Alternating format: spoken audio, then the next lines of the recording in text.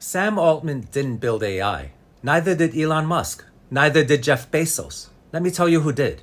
In 1956, a group of scientists gathered at Dartmouth College. Math professor John McCarthy, along with Marvin Minsky, Nathaniel Rochester, and Claude Shannon, coined the term artificial intelligence. They received a $7,500 private grant to study whether machines could think. What followed was decades of funding from DARPA, the Defense Advanced Research Projects Agency, the same government agency that invented the internet, paid for by American taxpayers. That's where AI was actually born, not in a Silicon Valley garage, in a classroom, in a government lab, paid for by us. Then Altman, Bezos, and Musk showed up and claimed to own it.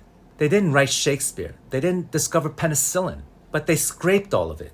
Every book ever written, every photo ever taken, every song, every story, every medical record, everything ever written by every author in the history of the world, without asking, without paying, without telling you, then built a subscription wall around your own history and charged you to get in. That's not innovation, that's theft. DARPA built the internet with your tax dollars in the 1960s. A generation later, Google built a search engine on top of it and kept access free, funded by ads. You got access, they got your data, and exchange. The courts are catching up. 500,000 authors sued Anthropic, backed by Jeff Bezos, for downloading millions of pirated books to train its AI. The settlement?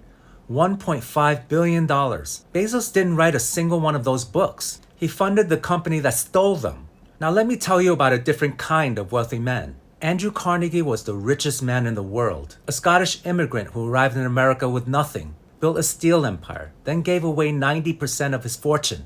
Carnegie built a partnership. Communities provided the land, the books, the staff. He provided the building. Together they built 2,509 free public libraries, called them ladders for the aspiring to climb. Said in his own words, the man who dies rich dies in disgrace. His foundation is still giving millions to libraries today, 100 years after his death. This week, Jeff Bezos went on national television and said, I quote, "You could double the taxes I pay and it's not going to help that teacher in Queens." Carnegie gave everything back.